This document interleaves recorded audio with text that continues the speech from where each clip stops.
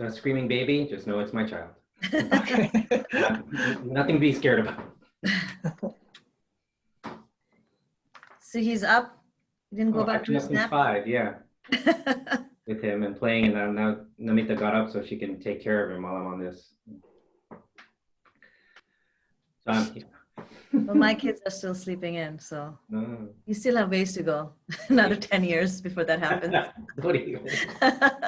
Yesterday I told Namita, I said, all right, Rahel, time to become 18. I enjoyed the stage. Let's move on. But then when he comes and hugs me and smiles, I mean, Yeah.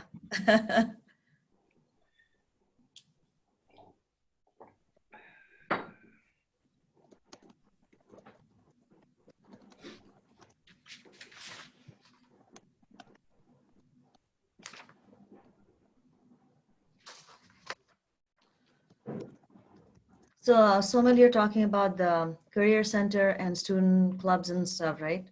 Career Center, then we have, yeah, clubs,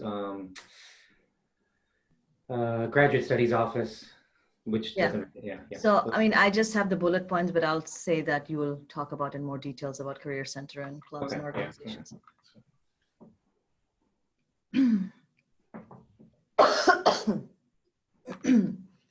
Yeah, but let's hope my dog doesn't start barking.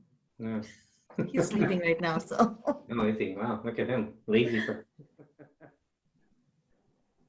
When does he go out for a walk? I only took him at 6. Oh, okay. So, yeah, I don't know what I was thinking once the kids were grown to get a dog, because obviously I have to You do don't take everything. care of Oh, it, we'll yeah. do everything when we get a dog. Nope, that lasted for about a week. You guys do it when they're young, I guess. Yeah, that's.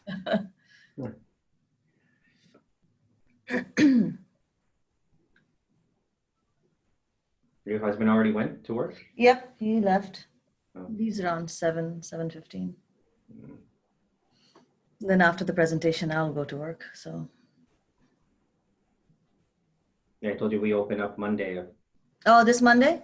Yeah, but on a rotation, at least to the end of July, it's kind of 25% of campus, Okay. slowly. So I think I have 6 days in July to go into the office. Oh, okay. So, I mean, we have a staff of like 25 or something, yeah. So, yeah. So, I mean, it'd be a nice break to get into the office. They're really on top of things, I guess. Yeah, they're giving every person on campus 2 masks. Okay.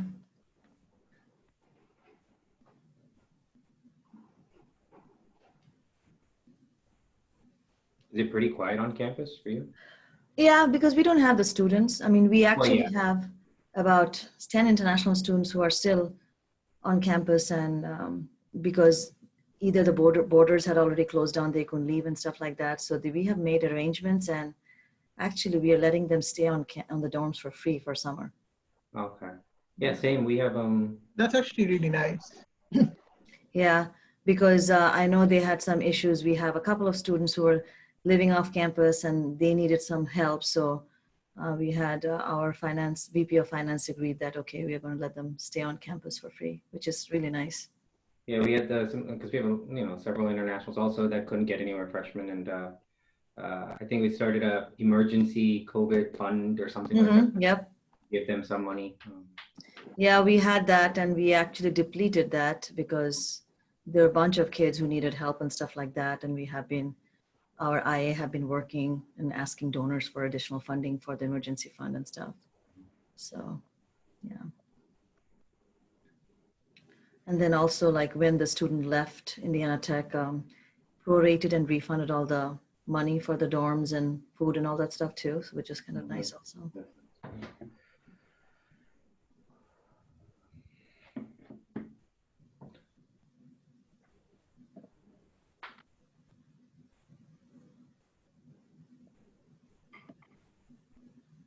I think we should be done with the presentation, within 30 minutes, and then Yeah. or maybe less. I don't know. And I guess we can go over the slide, and if, as the questions come, we can do the round table as we did planned. if that works. Yeah.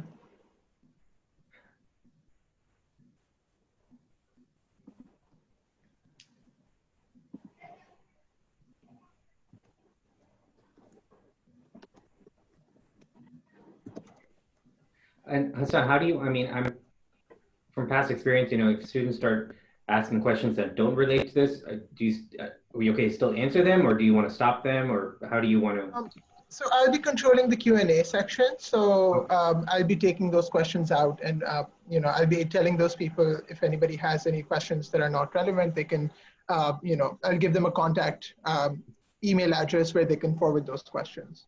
Okay. Okay, so we are live on Facebook.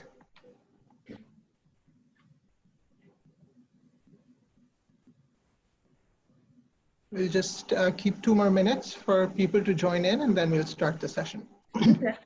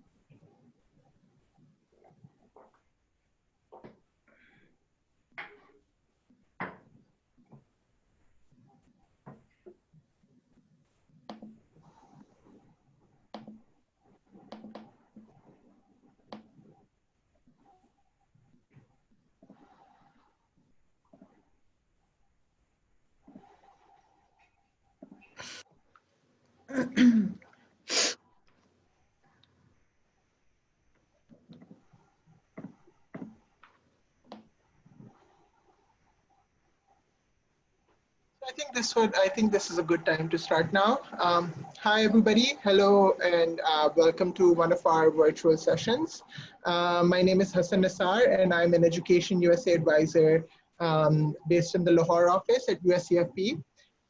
Today, we'll be talking about how international US universities support international students. So all of the students that go from Pakistan or any other country to the US for their studies, what are the resources or different ways the International Students Office helps those students in the United States. If you have any questions during the session, please feel free to post them in the Q&A section of the webinar, and we'll take those questions towards the end of the webinar. And if you are watching us live on Facebook, please feel free to share your questions in the comment section of the video, and we'll try and take those questions as well towards the end of the session. Today we have 3 panelists with us. We have Somil Mehta from the New Jersey Institute of Technology. We have Sharmila Chaudhary from Indiana Tech University, and we have Christopher Toribio from Orange Coast College. So without further ado, I would like to hand it over to Sharmila to begin the session. Good morning, everybody. I guess good evening in Pakistan. I want to welcome you all to today's session. So we are, as Hassan said, we will be talking about how US universities support international students. So before we get into the topic, I just wanted to introduce myself. My name is Sharmila Chaudhary, and I'm the Director of International Admissions at Indiana Institute of Technology. We go by Indiana Tech. So I manage the International Admissions and Services Office for both undergraduate and graduate students. I want to give you a little bit brief overview about Indiana Tech, who we are, so you will have an understanding about what the university does, and then we'll get into the details about the different support services that are available for international students in the US universities. So Indiana Tech is a small private non-for-profit 4-year university located in Fort Wayne, Indiana. We were established in 1930 as an engineering school, and over times we have expanded in different majors, and currently we offer over 60 different majors in the areas of engineering, computer science, business, biology, criminal justice, and many other programs in the areas of associates, bachelor's, master's program, as well as PhD program. 19% of our student populations are undergraduate, international students representing 30 different countries. And 95% of our international students receive scholarships at Indiana Tech. Indiana Tech was nominated as one of the best region for return on investment after graduation. What that means as students, 95% of our students are able to get jobs after graduation, which basically gives them the return on their investment they spent on education. In smaller universities, you have the opportunity to have smaller classroom sizes where the students have the opportunity to interact with the professors and their peers, like rather than, in a bigger classroom in big universities where there are like 200-300 students in our classroom. So where are we located? So this is a map of the US. As you can see, we are located in the Midwest region. So Chris is going to be in the West Coast, Somil is on the East Coast, and I'm covering the Midwest. So the star is Fort Wayne. We are in Indiana. The Fort Wayne is the second largest city in Indiana with a population near 300,000. Fort Wayne was nominated as the lowest cost of living in the region in 2018. And we were also nominated as the 5th safest city to live in the US. I have been living in Fort Wayne for the last 25 years. And it is nice because you get the advantages of staying in a mid-sized city where you really pay low cost of rent, but then you are also close to bigger cities like Chicago and Detroit, which is about 3 hours away, where international students enjoy to go in the weekends and enjoy the big city experiences. But just gives you a perspective where we are at in the map of the US if you do decide to study in the US. So without further ado, before we get into the topics of the services, kind of have a little bit understanding of the US education system. So the US education system is focused on students' academic and personal growth. So when you come to a US university, you just don't go to class. We don't want you to just go to class and read your books and sit for your exam. You want to make sure that you have a holistic experience when you're here. You know the different services and opportunities that are available for international students, support services that are there to help you navigate through your process here, as an international student, what your rights are, what kind of services that are the universities are offering. So the practical approach to learning prepares students not only to stand out on their resume or job interview, but where, like educators emphasize on vocational learning, like a lot of the degree programs will offer internship, built into the program. So there will be services like the Career Center, they will help you with, finding employers who are offering internships in their companies, where international students can use OPT or CPT, to gain the real world experience in the US job market. So international student support services at Indiana Tech, and these are different departments that we have at Indiana Tech, which will be very similar to all the US universities. So I will go over in a little bit more detail about the different departments. The first one will be international admissions and services. Then you will also have in the universities, the Office of Diversity and Inclusion, the Office of Student Success, the academic advisors, which would be your professors, who will be advising you about your course, load, the career path, your degree path, how to plan for your degree, etc. The Career Center, if you're using your CPT or OPT, they will be there to advise you on those other than, they will also have, resume critique day and stuff. Somil actually is going to be touched in more details about the Career Center in his presentation later.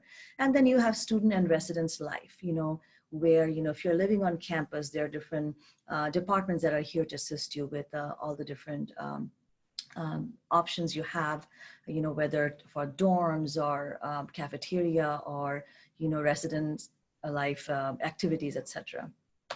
So the first department international students interact is going to be international admissions. From the time you apply to a university in the US, or any other country, the international admissions would help you to navigate through that admissions process. When your application, what documents you need, what is required for your admissions, and also advise you on the immigration process, where, what documents you have to submit to get your I-20. Once you receive your I-20, what are the different steps for you to obtain a visa appointment? And then they also, once you are here, in the US, We will help you get acclimated with the campus and living in a foreign country. Indiana Tech being a smaller school, our admissions counselors typically will go pick up the students, undergraduate students from the airport, and get them back in the dorm to get situations with their dorm, work with residence life to making sure everything is ready for the students when they arrive here. We also do like a couple of grocery runs in the first week when the students arrive, just to make sure that, if you need SIM cards for your phones to contact family members, or just trip to like a grocery store to just get some basic necessity if you forgot something like a bed sheet or something like that, different services like that. And then immigration reporting and advising. Now, it is really important because you guys are going to be coming here on an F1 visa to study in the US. And there are certain requirements that you have to meet, as per Homeland Security regulation, to maintain your F1 status. So international services and admissions counselors will advise you, what you should and what you should not do, how many credit hours you have to be registered to be a full-time student to maintain your F1 status. And we also help you with the CVIS registration, which means that, reporting to Homeland Security, okay, student A, B, C have arrived, they're taking full load of class, everything is good to go. So we are here as a support service to always, if you have any kind of questions, whether, if you, for example, if you need to go home for an emergency or something, what would be the process in that way, you follow that in order to maintain your F1 status. The next thing would be the cultural competency training. Now, different countries have different cultures, and you guys will be coming to a different country that are thousands of miles away from your home. And it would be like, there will be a lot of differences in culture, what are the standard norms and stuff. So during our orientation, one of the counselors will kind of give you some ideas, what to do, what not to do, like for security and safety, who you should call on campus, etc. So, we do some training, and if you have any questions, we are always here to help. And higher education in the US welcomes diversity, and international students play a big role in cross-cultural learning in US colleges and university. Our Office of Diversity and Inclusion, works with different departments, to do the cross-cultural training. And I think international students brings a lot into a US campus, bringing diversity into the campus. Then we have the Office of Student Success. So different universities would have an office like this. They may be called a little bit different, but our Office of Student Success are staffed by caring student success advisors who help you navigate through different obstacles you may encounter during your academic life here or college career at Indiana Tech or a US university. For example, they offer free tutoring services. For certain classes, if some students need additional help, we offer free tutoring services where we can arrange for like peer tutors to sit with you and kind of help you with the homework, or if you have a project or presentations, help you with that.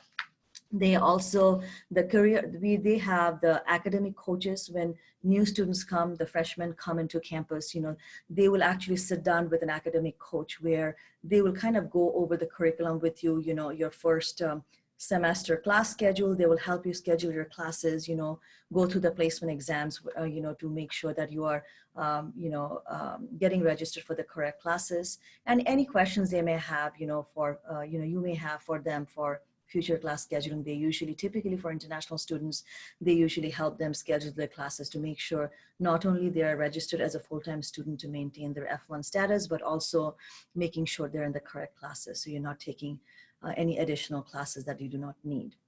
We also have a writing center in the Office of Student Success, and it is not like just drop-off writing service center. There you actually can sit down with a writing advisor one-on-one, whether you help writing like a final draft, or you need practicing your PowerPoint presentations for a class project. So they are there. And these are all free services that are offered for all students, including international students.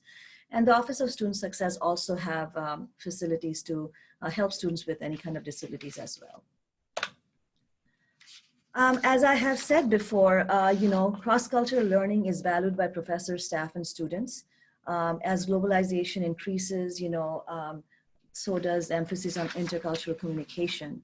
Like I said, we have different programmings and activities that are done by the Office of Diversity and Inclusion, where we will have, say that Eid celebration on campus or Holi celebration or Chinese New Year, where not only, like as an international student, you learn about US cultures, but we want our domestic students to be learning about different cultures, because as globalization increases, it becomes more important that students understand how to interact with a diverse workforce.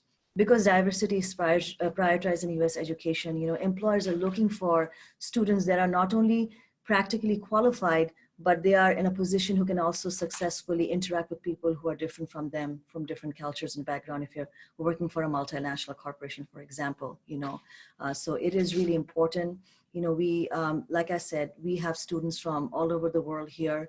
We have a diverse campus, and we enjoy having them here. And all international students are really welcome. And another thing I wanted to mention is, with everything going on right now with the COVID and a lot of political climate that's going on, we've never had any issues, here at Indiana Tech. Students are always, international students are always welcome.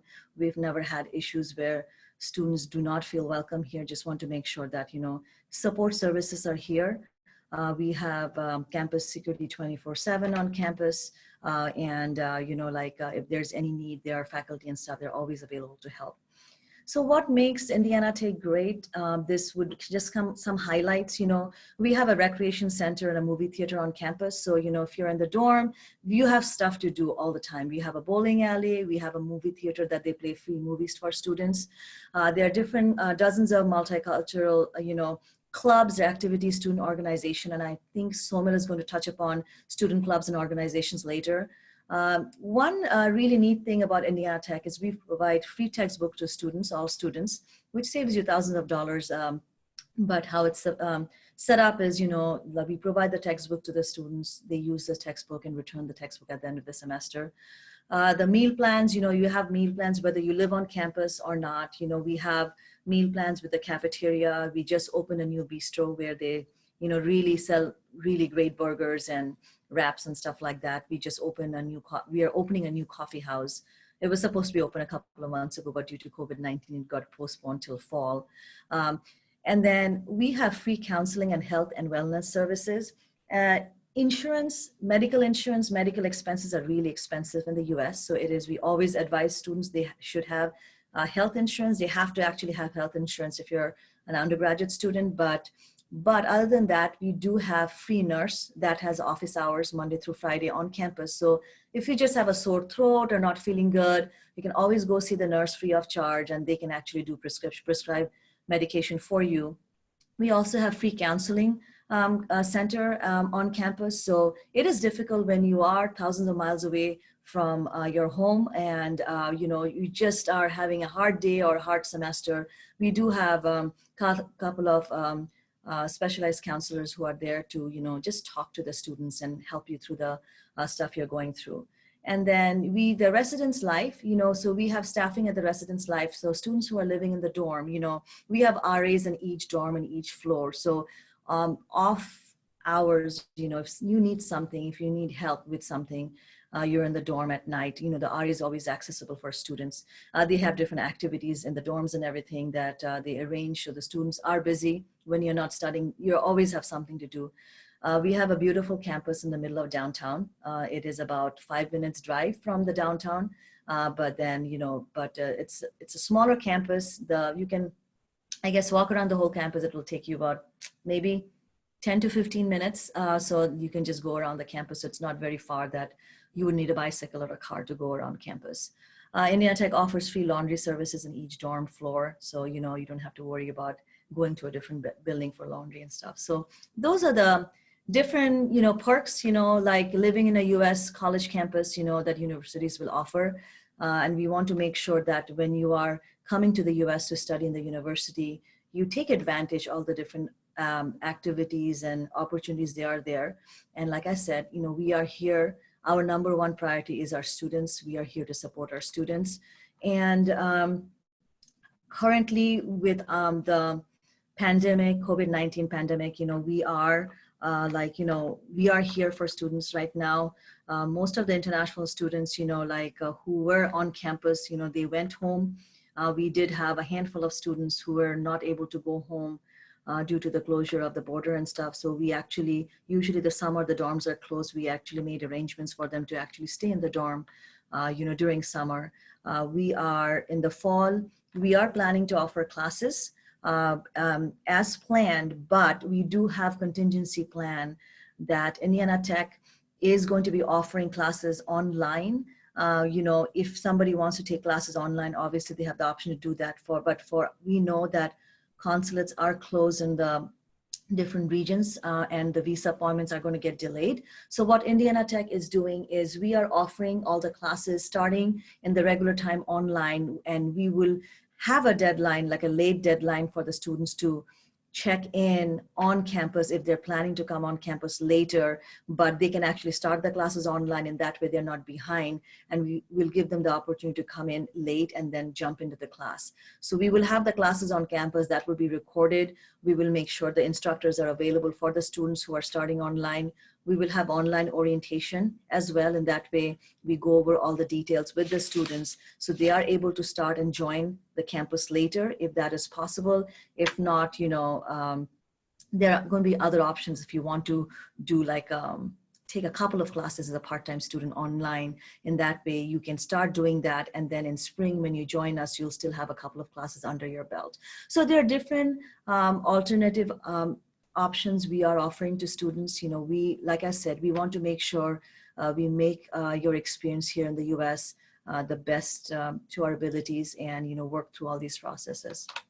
So life at Indiana Tech, just some pictures of campus. We have 25 different sports at Indiana Tech. So, we are NAIA, we have a lot of competitions. We have soccer, tennis, basketball, baseball. So all the events are free for students. So, like we will, it would be definitely different for the fall because of the COVID-19 with social distancing, but typically, we will have a lot of activities going on that, we want the students to enjoy. And if you want to join us for a virtual tour, you can take a picture of this QR code on the screen from with your phone, and it will take you to the link where you can actually do a virtual tour of Indiana Tech, where you can see the different buildings and classrooms. And you can also set up a virtual appointment with one of our international admissions counselor if you want to do like a Skype or a Zoom call, just to talk or if you have questions, we're really happy to do that. Some of the contact information for Indiana Tech is here. So you can take a picture of this page. You can just go to indianatech.edu, and then you can just go to the international admissions if you have any questions. We have a WhatsApp number as well, so just let us know. And then what we'll do is we will go over some of the topics between me, Somal, and Chris. And then after that, we will open up for questions, and we'll be happy to do a roundtable discussion as well.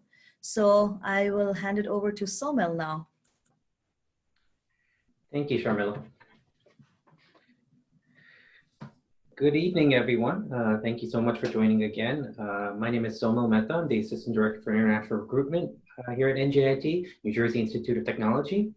So I handle the recruiting, marketing, issuing of I-20s.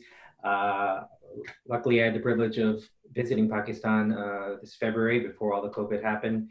My first time there, I met wonderful students, had a great experience. So I'm excited to talk to all of you. And hopefully, once we can travel again, I can visit again. So I'm just going to go through some information about NJIT, as well as some of the other offices that U.S. universities offer for our international students.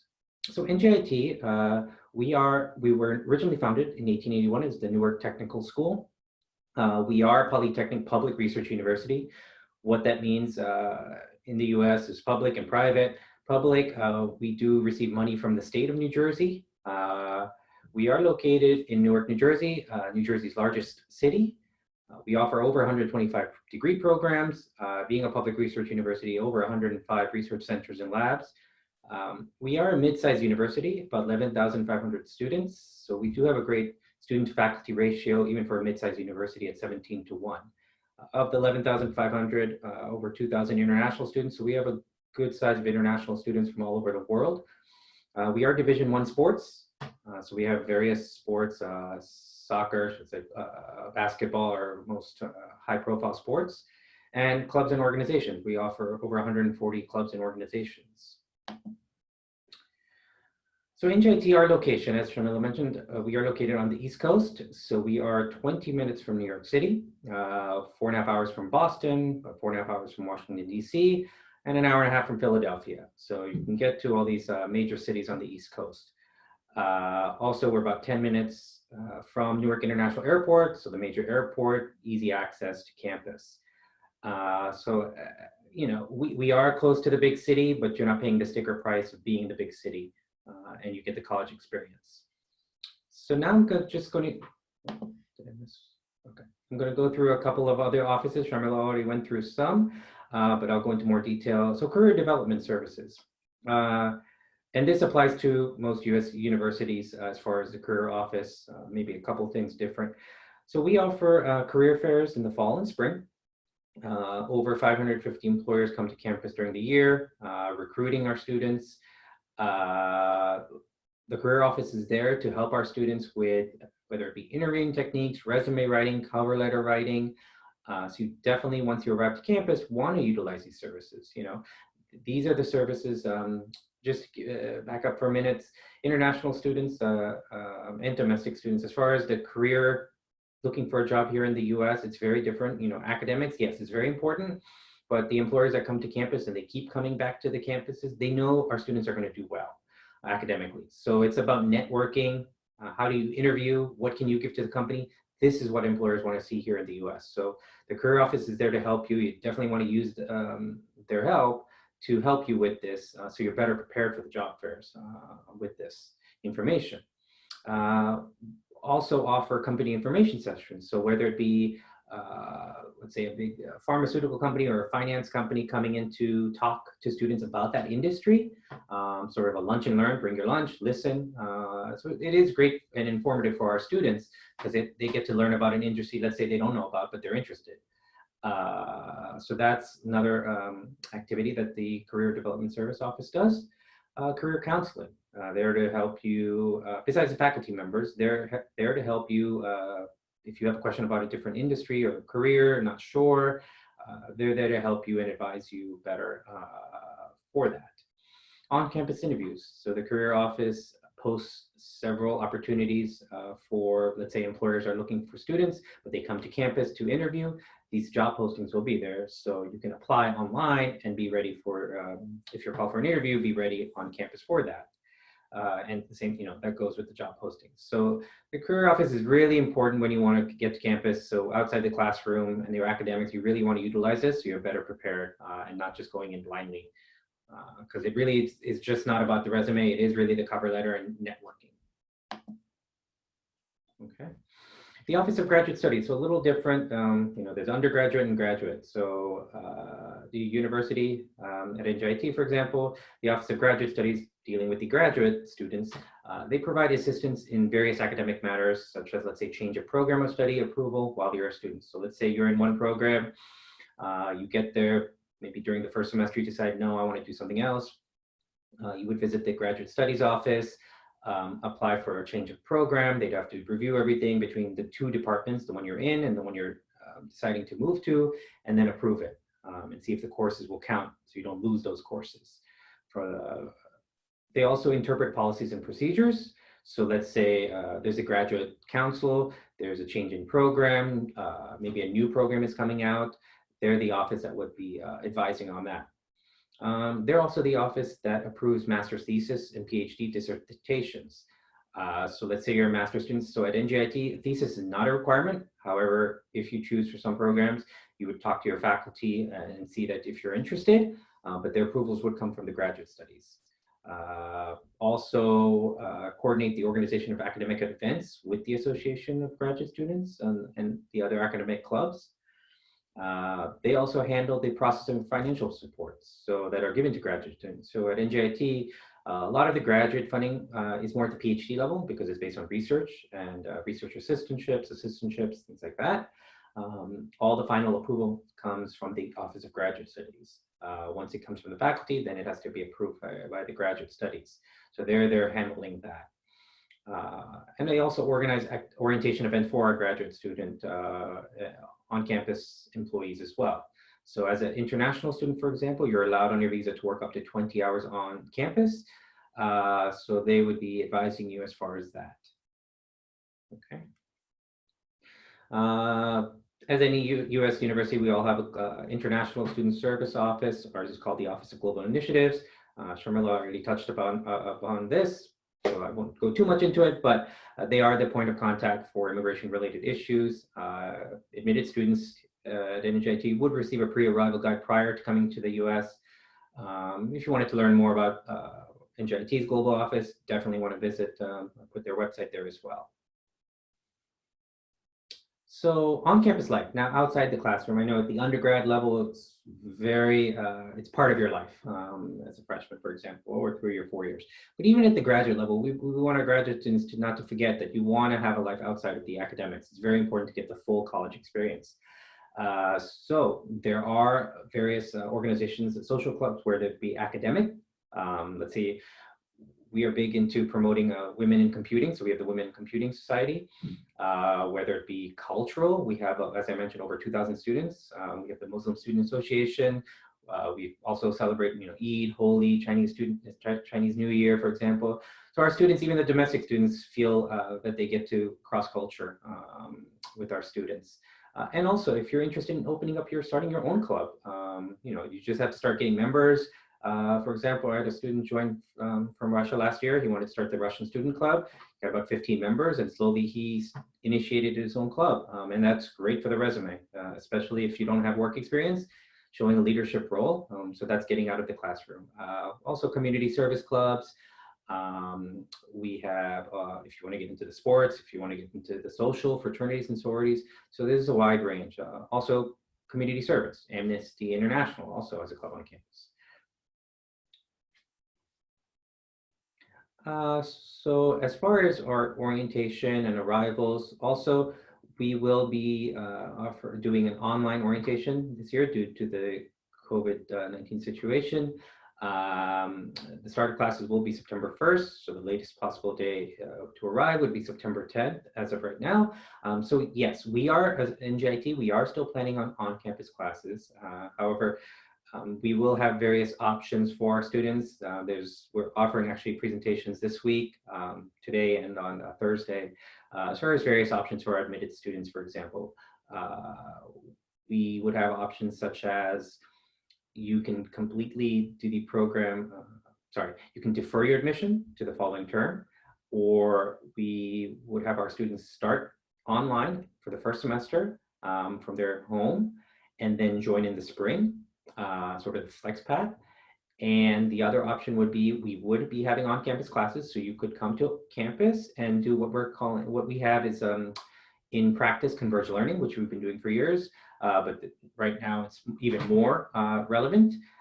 What that would mean is keeping in guidelines with social distancing. Our classrooms would have our faculty member, but let's say 50% of the class, where the other 50% would be virtually live, seeing it, let's say, from your dorm room or your apartment, and then maybe switch for another class where you would come into the classroom, and then the others would be online.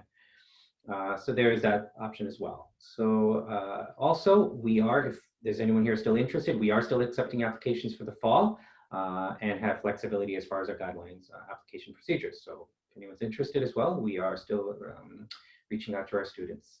So with orientation, usually at most US universities, you're going to meet your academic advisor, register for classes, have the campus resource fair where you can learn about all the organizations on campus to take advantage of. Employment information, health services information, your F1 regulations, CPT, OPT, and learn about the campus resources and more information that can be found on the global.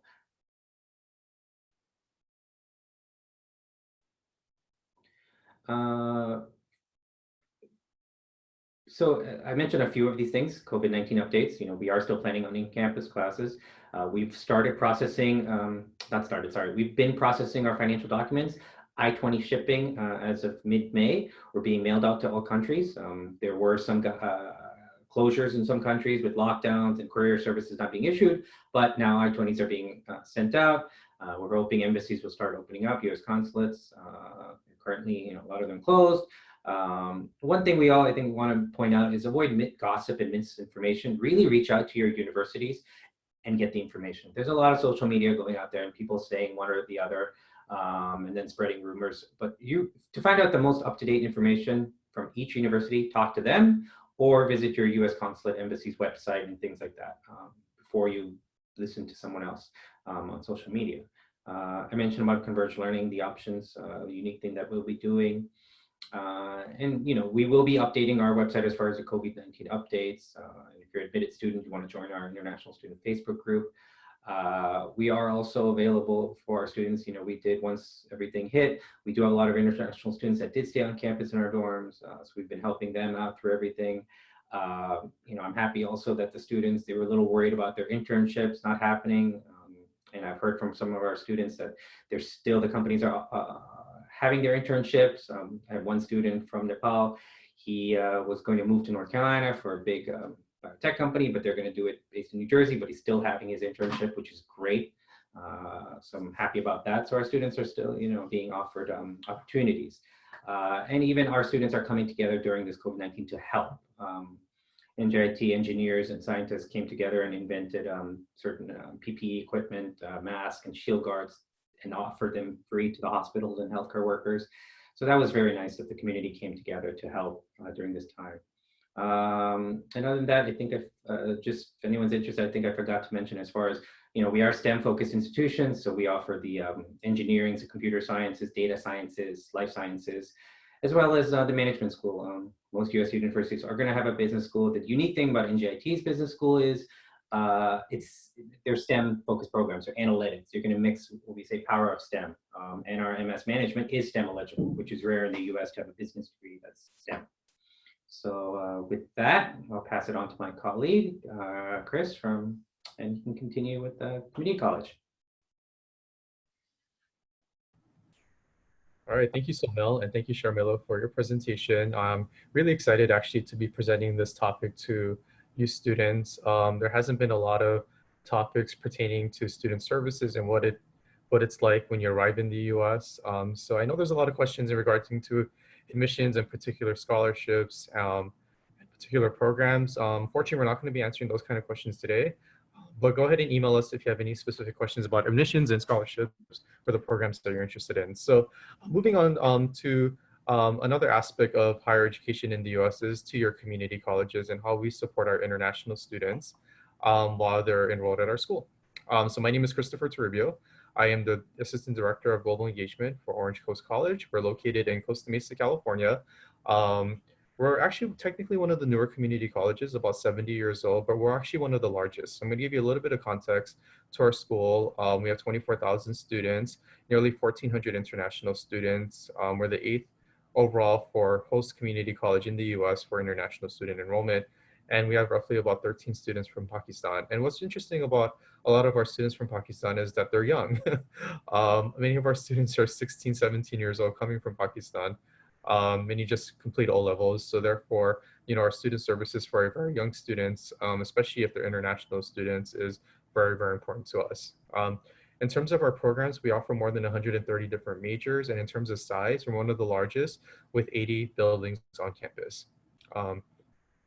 Okay, next slide. Okay. All right, so just a quick overview of what is a community college. So community colleges offer undergraduate education, offering the 2-year degree programs leading to associate degrees, certificates, and transfer to 4-year universities. Community colleges in the US are very common. In fact, they comprise of 1/4 of the total number of higher education institutions in the US. So there's 4,000 universities and colleges. There's more than 1,000 community colleges in the United States. In California, the California Community College is the largest public university and college system in the US. We have 115 community colleges in our state. And really our mission as a community college, and the reason why they exist in the US, is this mission to provide educational access. And we do that through many different ways. We do it through low cost tuition and also open enrollment. And next slide, please. And the reason why we emphasize education access in the US is because education access in our philosophy is the society's best equalizer. I mean, pursuing higher education is really a gateway for many students to transform their lives, their families to transform their lives. So it really starts at the community college level, where we give everybody an opportunity who wants to pursue higher education at any age, actually. Um, Thank you for your comment, Ishad. But we're going to continue on with our presentation. Um, so, so we really focus on, sorry, give me a second.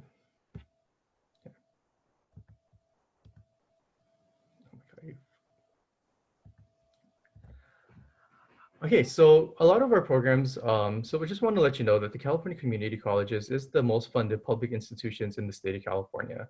And the reason why we're well funded is to ensure that we do provide educational access for our students. So big focus in terms of what we do is really on student success and retention and funding for student support services and academic programs.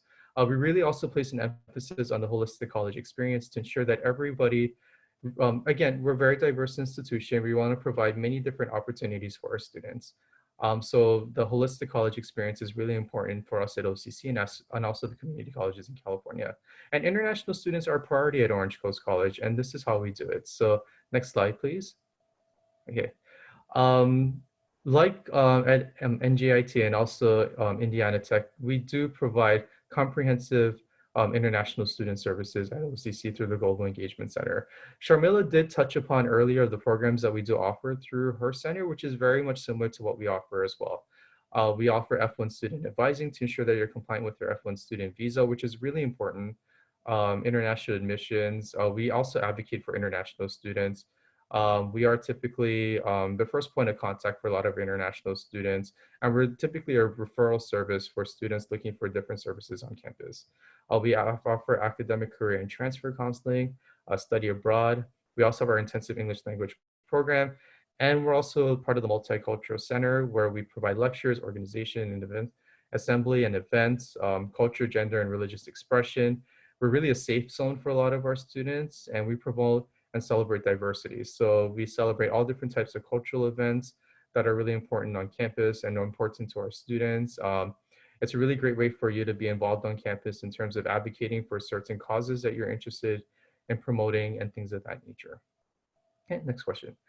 Student support services. So again, a big part of the community colleges is that we really want to our retention and graduation is really important to us, including our transfer to universities as well.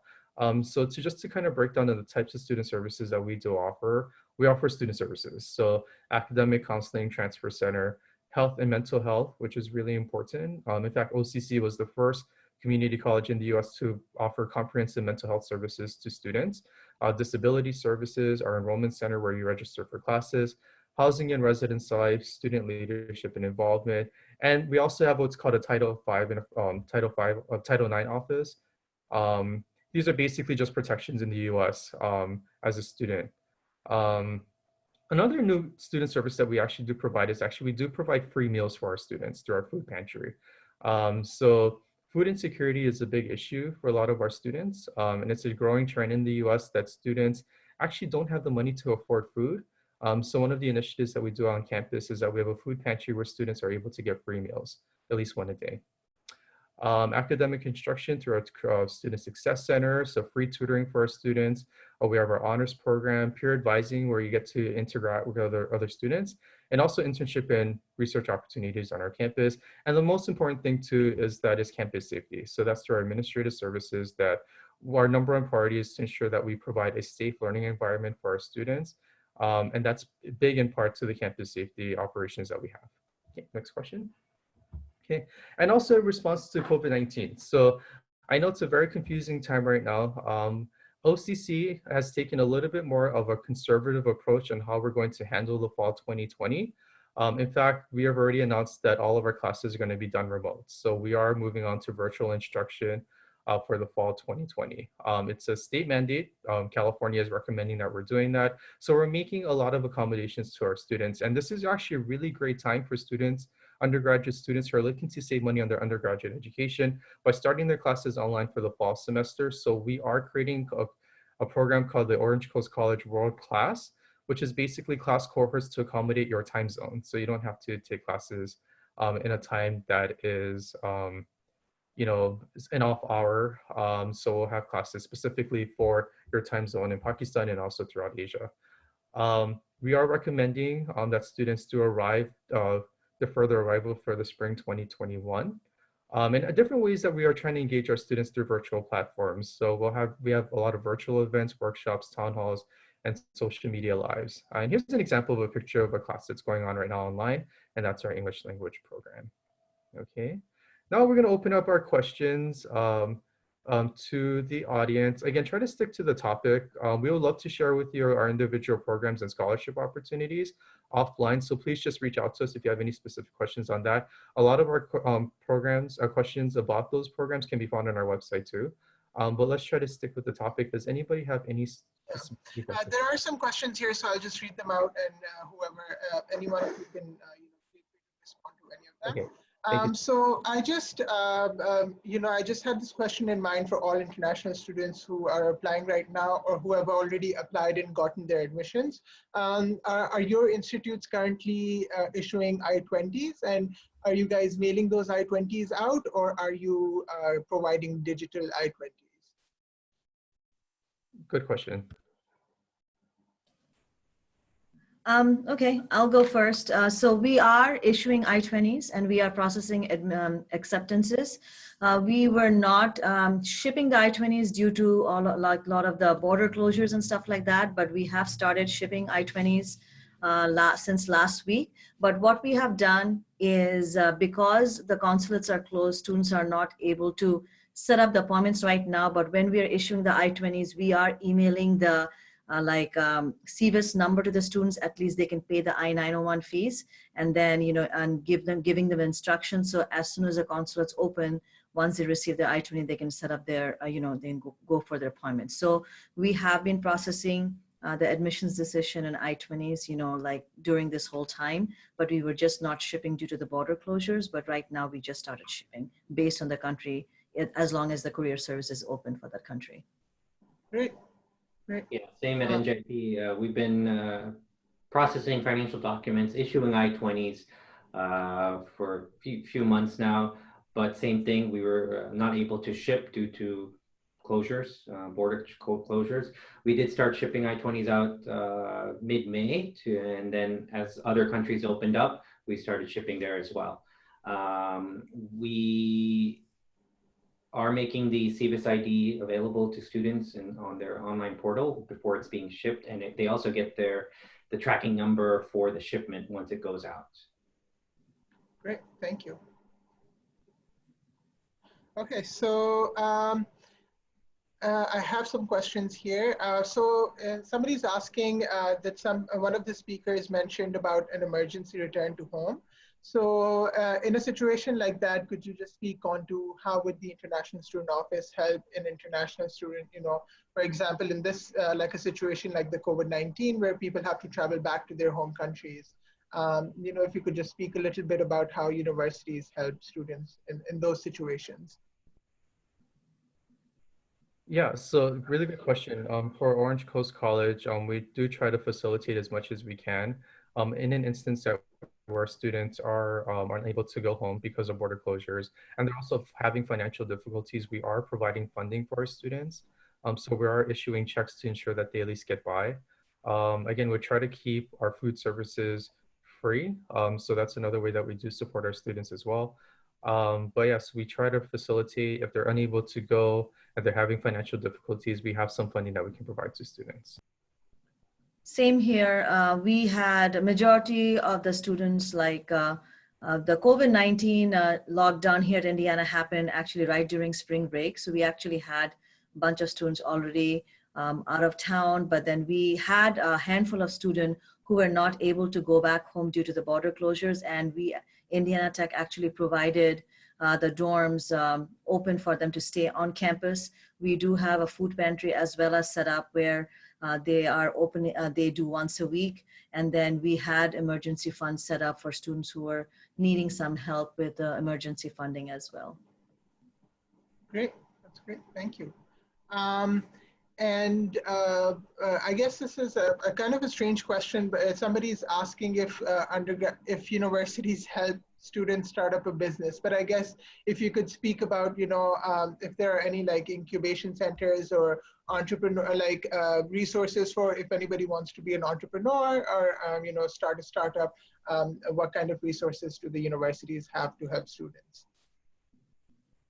Yeah, I can, for example, at NJIT, we do have just got introduced, let's say 2 years ago, New Jersey's largest makerspace. So our students have workbenches to work on projects, and it's sort of a think tank to come up with ideas. There is entrepreneurs and seed money from investors. So it really depends. You would have to talk to the faculty advisor and all, but that is a space where our students can come together and brainstorm as far as that. Yeah, we actually have a very similar thing at OCC as well. We do have a huge makerspace on campus and also seed money for companies who want to invest in our students as well.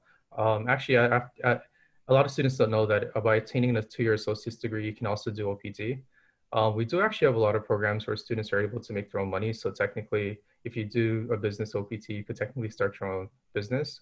But yes, we do have a lot of career services for students who want to be more independent and entrepreneurial in that sense.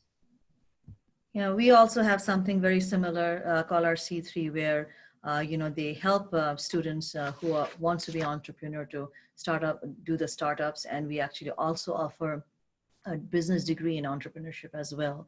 We will have guest speakers from local companies, entrepreneurs come and do lecture series and do workshops with students as well. Great, thank you. That sounds really good. Another question I have, which I know a lot of international students have this question from universities, is does your campus or your university allow students to stay on campus housing during breaks like winter break or summer break or spring breaks, things like that?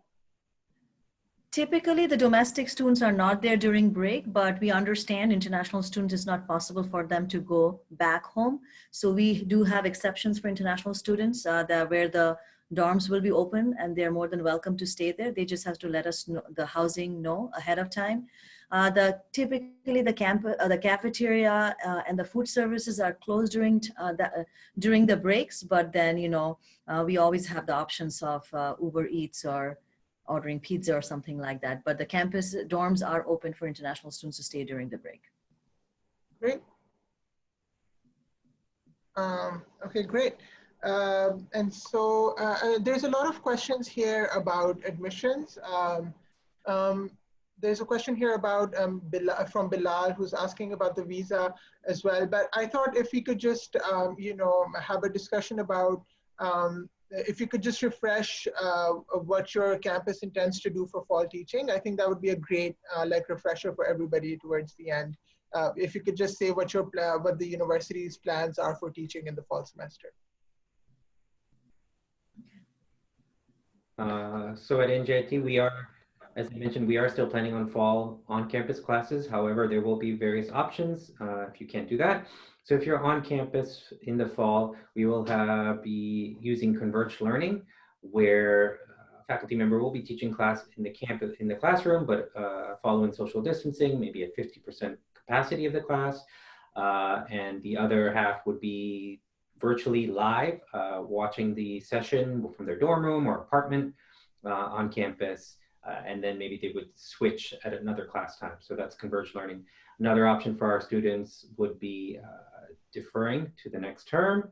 And another option would be what we're calling the flex path, where they could start in their home country online, let's say a couple courses, certain programs, and then come to campus in the spring to continue their program on campus.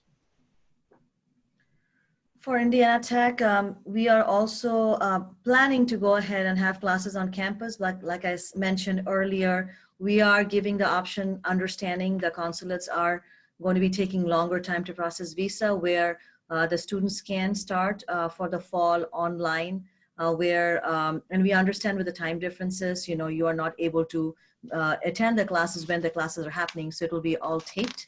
The classes, so you are able to start the classes online. We will do the orientation online for the students. And once you receive the visa, there will be a deadline, what is the latest date? Probably sometime towards end of September. The dates hasn't been confirmed yet, but that you will start the classes, and once you get your visa, you can come into campus and jump into the class right away, and that way you're not behind. The other option would be we are giving option that the students can start part-time from their home country, where you can actually do a couple of classes online, and then we will defer your I-20 for the spring semester. And that way, when you come into the spring semester as an F1 student, you still will have a couple of classes under your belt and start classes. And other option would be if you want to just defer till spring, if you're an undergraduate student and if you're receiving scholarships, they will be prorated for the spring semester, so you don't have to worry about that part. Great, thank you so much.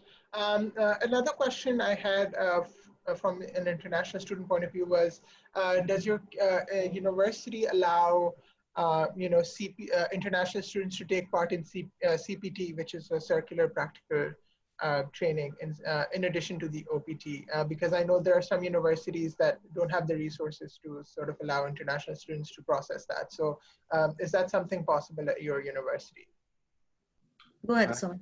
Yeah, so at NJIT, yes, we have the CPT and OPT options. CPT usually is after one academic year, so 2 semesters that a student's on campus.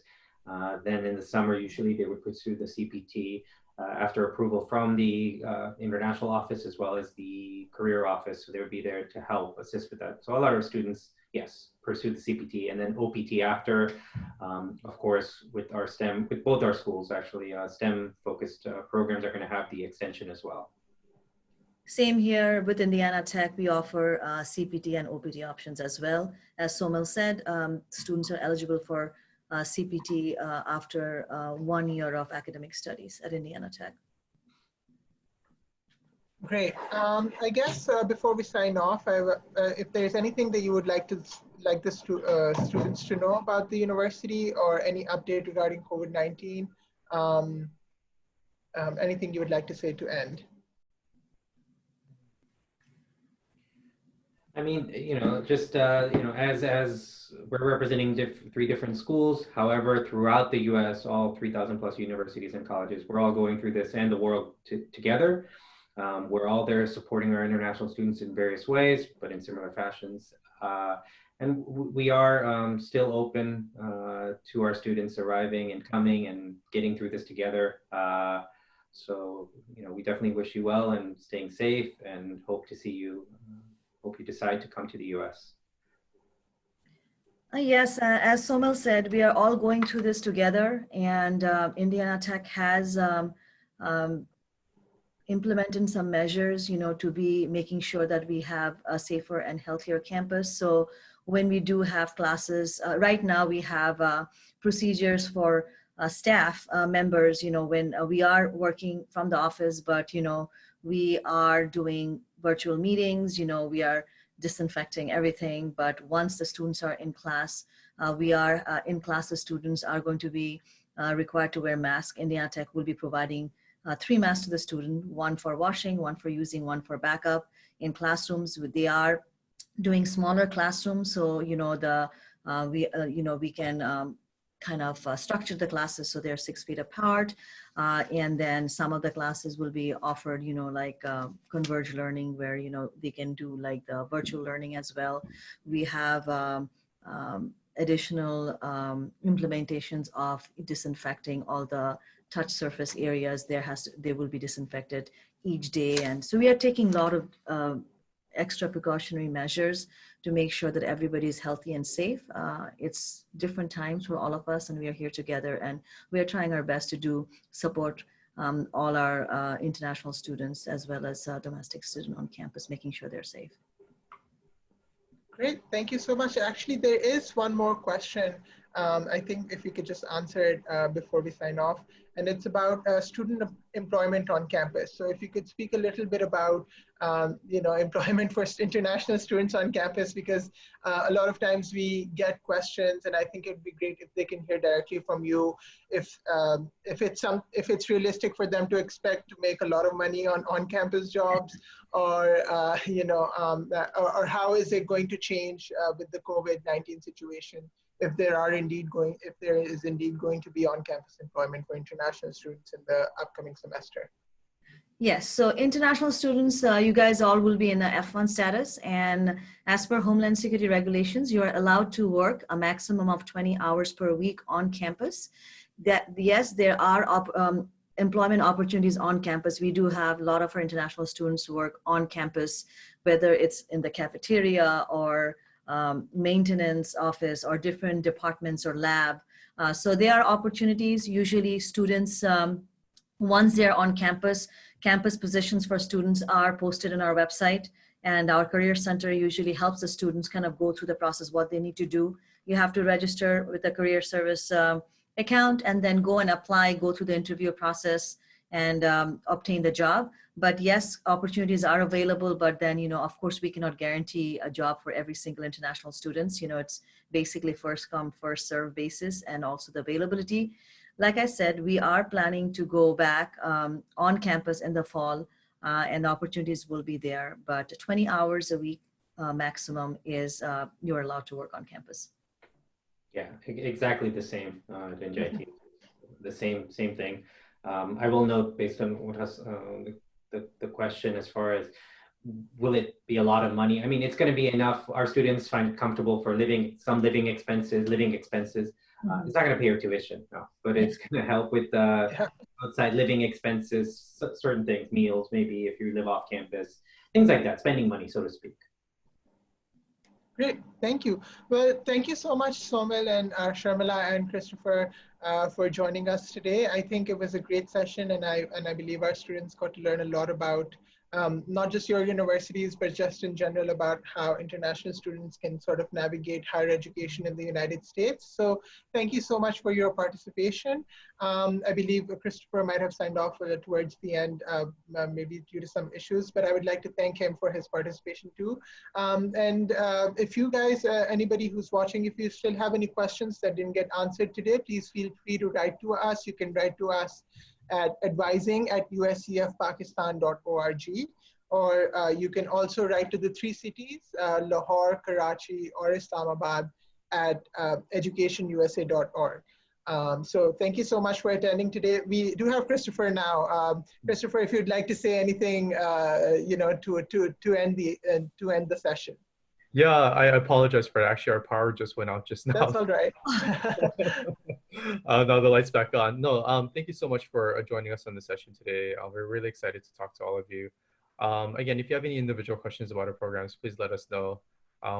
We have our contact information, but thank you so much. Really also want to thank you to my colleagues, Sharmil and Somil, to be part of this conference topic today. But yes, good luck on your educational journey, and reach out to us anytime that you need help. Thank you for your time. Thank you so much. Thank you, Sharmila, Somil, and Christopher. Thank you. Bye-bye. Bye. Bye. Thank you. Thank you, everyone. Be safe. Be safe. And healthy. And healthy. Yeah. And we hope to see you soon. Yes, we do. On our campuses.